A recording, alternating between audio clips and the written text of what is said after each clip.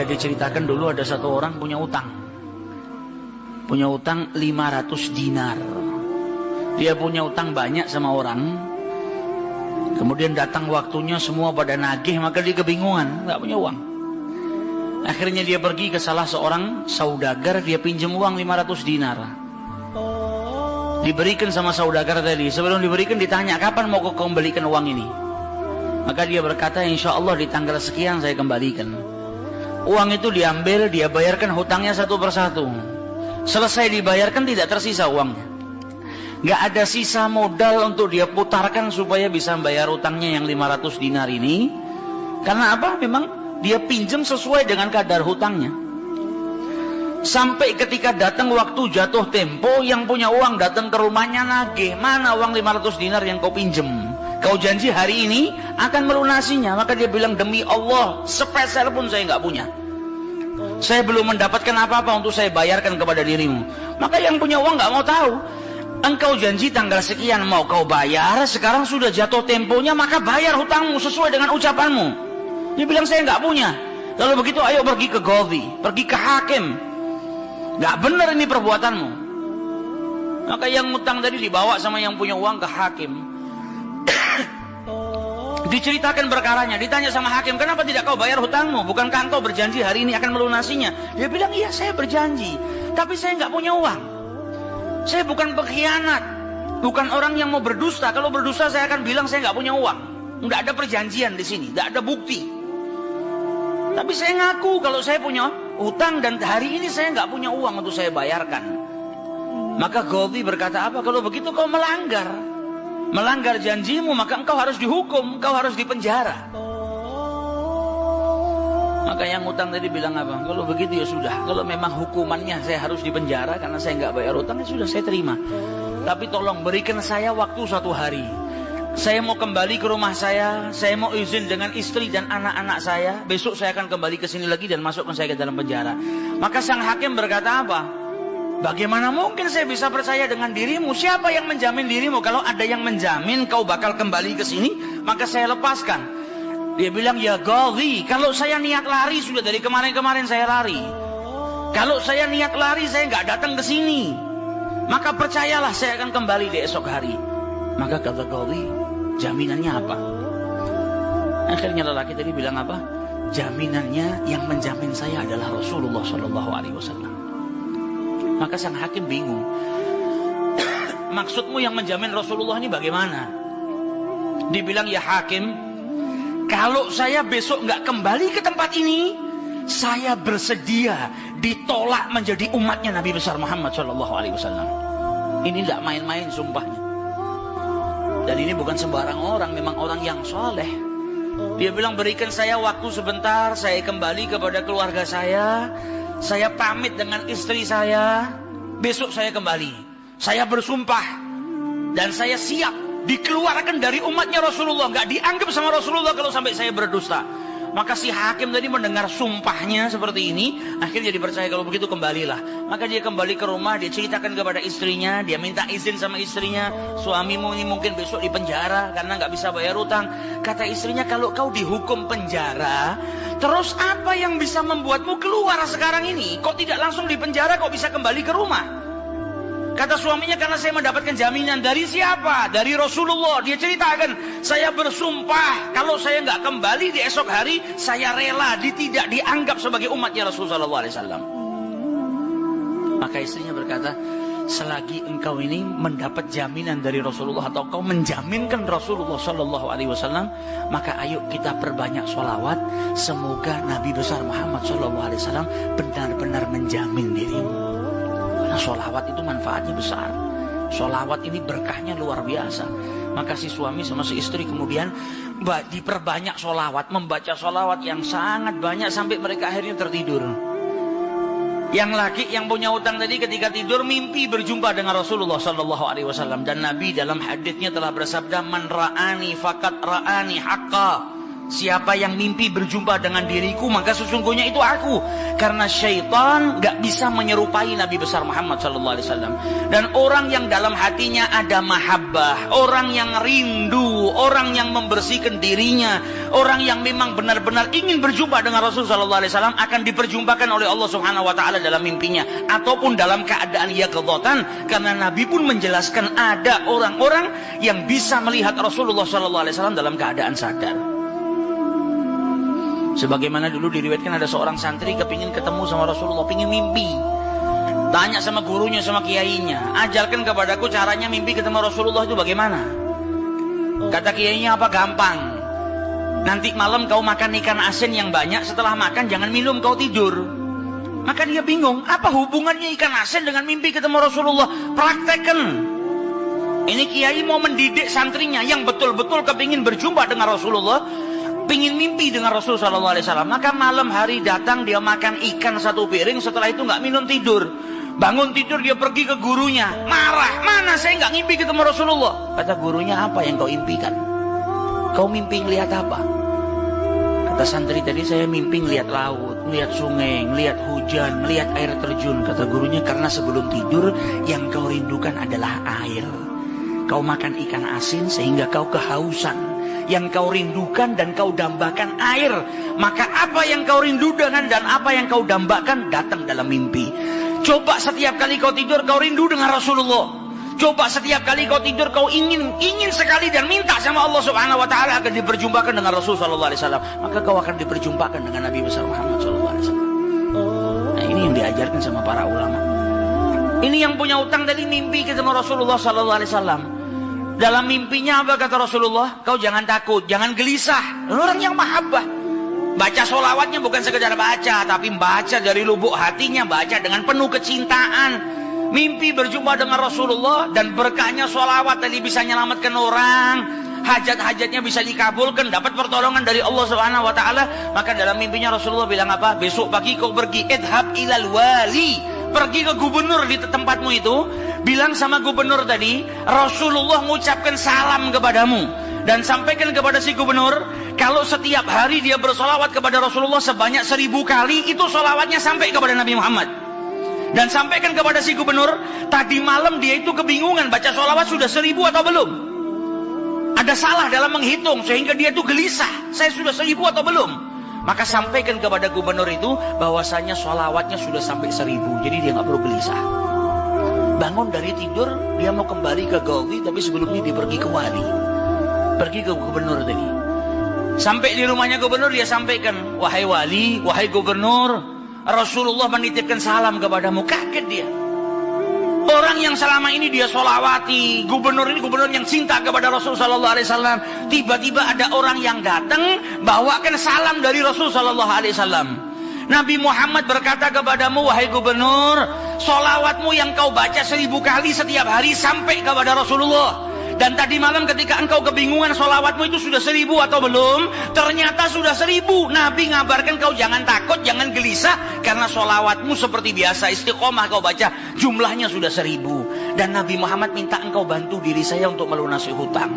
Maka saking gembiranya dapat salam dari Rasulullah, dapat kabar kalau solawatnya yang selama ini dia baca sampai kepada Rasul sallallahu alaihi wasallam. Ditanya utangmu berapa? 500 dinar. Diambilkan 500 dinar dari Baitul Mal. Setelah itu diambilkan lagi 2.500 dinar dari uang pribadinya. Ini hadiah buat dirimu karena kau datang bawa kabar gembira kepadaku, yaitu Rasulullah sallallahu alaihi wasallam mengucapkan salam kepadaku. Mahabbah. Kita belum tentu, kalau mungkin andai ada orang yang mimpi berjumpa dengan Rasulullah, kemudian Nabi mengucapkan salam kepada kita, belum tentu kita bahagia sampai bisa mengeluarkan harta seperti itu. Tapi orang-orang yang mahabbah, kecintaannya sama Rasulullah luar biasa. Maka dia pulang dari rumahnya si gubernur tadi bawa uang 3.000 dinar. Utangnya cuma 500 dinar. Berkat sholawat dia bisa melunasi hutangnya. Maka dia pergi ke rumah qadhi, sebagaimana janjinya dia akan kembali. Dia ketuk pintu rumah qadhi, maka qadhi tadi ketika buka pintunya langsung memeluk orang tersebut, nangis yang luar biasa dan berkata apa? Alhamdulillah, berkat dirimu tadi malam saya mimpi ketemu Rasulullah sallallahu alaihi wasallam. Kata Rasulullah apa? Kalau engkau membantu orang yang punya utang itu untuk melunasi hutangnya, maka aku akan membantumu kelak di hari kiamat. Diambilkan uang 500 dinar diberikan kepada orang tersebut. Sampai qadhinya pun diimpiin sama Rasulullah sallallahu alaihi wasallam. Keluar dari rumahnya Ghazi bawa uang berapa? 3.500 dinar. Dia pergi ke tempat orang yang dia utangi mau bayar utangnya.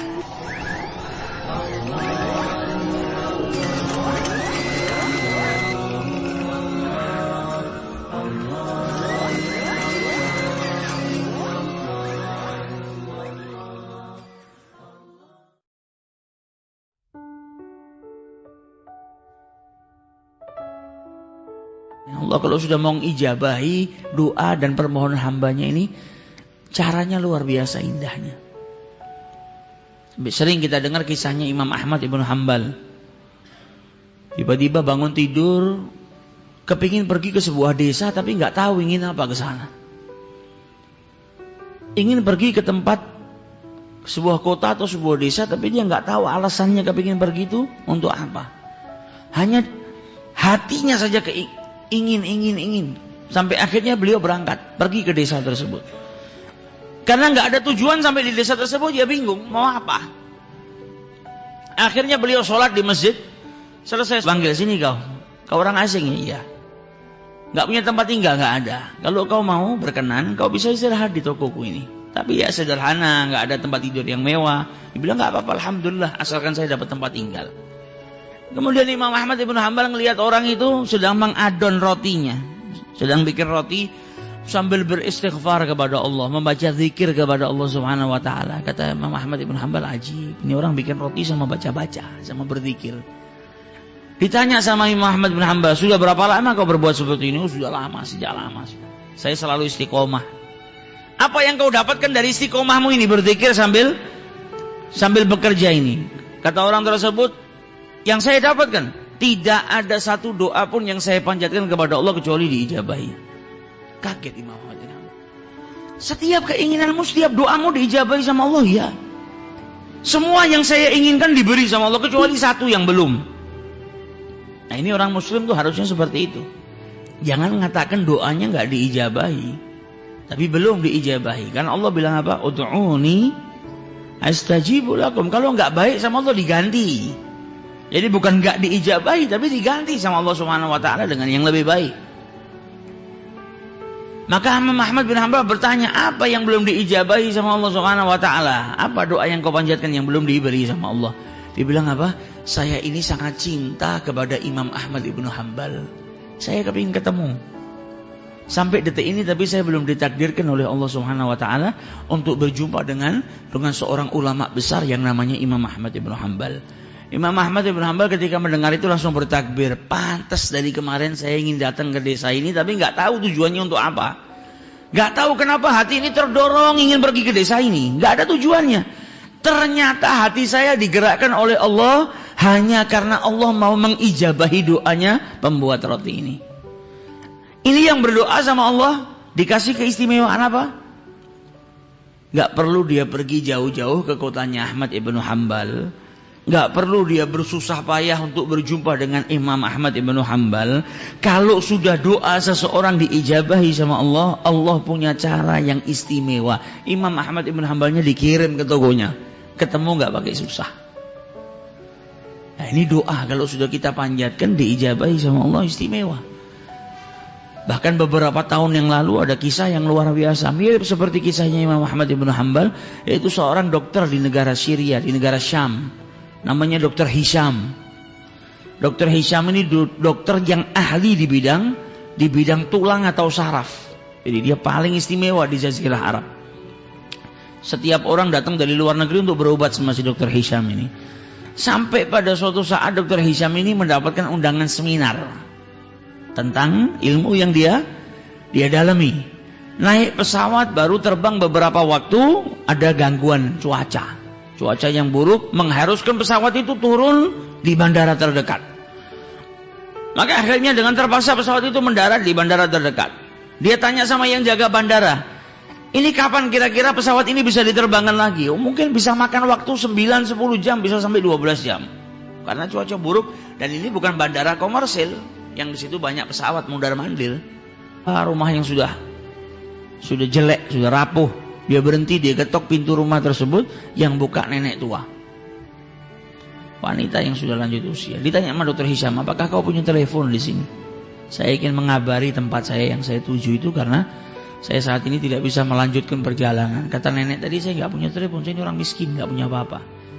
Saya hanya punya teh dan sedikit makanan. Kalau kau mau silakan masuk. Saya berikan teh dan sedikit makanan untuk menghangatkan dirimu. Maka masuk Dr. Hisham, duduk, minum teh, dikasih makanan. Nenek tadi kembali ke kursinya. Kemudian di kursinya dia berzikir kepada Allah, berdoa kepada Allah Subhanahu wa taala. Dilihat sama Dr. Hisham, luar biasa ini nenek. Di malam hari dia duduk, dia berdoa kepada Allah. Tanpa Dr. Hisham sadari, ternyata di sebelah nenek tadi ada anak kecil yang terbujur kaku. Ditanya sama Dr. Hisham, ini anak sebelah kau ini siapa? Ini cucuku. Mana orang tuanya? Orang tuanya sudah meninggal. Bapak ibunya mati sudah, yatim piatu. Ini anak saya yang rawat dari kecil. Ditanya sama Dr. Hisham, kenapa anak ini dari tadi saya lihat gak bergerak? Maka dijawab oleh nenek tadi, ya anak saya punya kelainan, ada penyakit di tulangnya atau di sarafnya yang menjadikan sekujur tubuhnya gak bisa bergerak. Dan kata orang-orang di sini gak ada yang bisa menyembuhkan penyakit anak saya kecuali dokter terkenal namanya Dr. Hisham, ada di negara Syam. Tapi apalah daya, saya orang miskin, gak punya apa-apa. Untuk pergi ke kota yang dekat saja saya nggak mampu, apalagi naik pesawat ke negara lain ngobatkan cucu saya nggak mampu. Tapi saya punya Allah. Kalau Allah sudah punya mau, nggak ada yang nggak bisa. Makanya saya terus mohon kepada Allah Subhanahu wa taala. Maka Dr. Hisham mendengar ucapan nenek tadi, badannya gemetar. Ya Allah, ternyata pesawat nggak bisa melanjutkan perjalanan, turun di bandara darurat. Saya naik mobil pun gak bisa melanjutkan perjalanan. Diberhentikan sama Allah di rumah nenek tua ini. Ternyata semua kejadian ini hanya untuk mengabulkan doa nenek tua ini yang tidak pernah berputus asa memohon kepada Allah Subhanahu wa taala. Jadi semua yang saya lakukan ini ternyata hanya cara Allah untuk mengabulkan doa si nenek tadi. Nah ini istimewanya orang kalau sudah doa, gak perlu mikirkan caranya kita orang. Ini nenek gak perlu ngumpulkan duit, gak perlu terbang bawa cucunya susah payah, gak perlu mengikut antri dapat nomor sekian supaya mengobatkan cucunya. Dokter Hishamnya dikirimkan oleh Allah Subhanahu wa taala ke rumahnya. Maka dari itu jangan putus asa. Kalau kepingin berangkat haji, jangan matematika. Dari mana uangnya? Dari mana uangnya? Minta sama yang punya dunia dan seisinya. Kalau Allah sudah mau menakdirkan kita, ngundang kita, nggak ada yang mustahil. Akan dikirimkan rezeki oleh Allah Subhanahu wa taala ke rumah kita dan kita pun bisa berangkat menunaikan ibadah haji. Ini yang perlu kita berbanyak. Datang bulan Dzulhijjah, kita lihat banyak orang-orang yang berangkat haji, kita mohon ya Rabb, sebagaimana engkau peringan, sebagaimana engkau mudahkan mereka berangkat ke rumahmu, ke Baitullahil Haram, maka aku pun memohon dengan permohonan yang sama. Mudahkan langkah ini untuk bisa sampai ke sana. Mudahkan langkah ini untuk bisa berziarah ke Baitullahil Haram, untuk bisa berziarah ke makam Rasulullah SAW. Kita doa, kita usaha, selebihnya serahkan kepada Allah Subhanahu wa taala.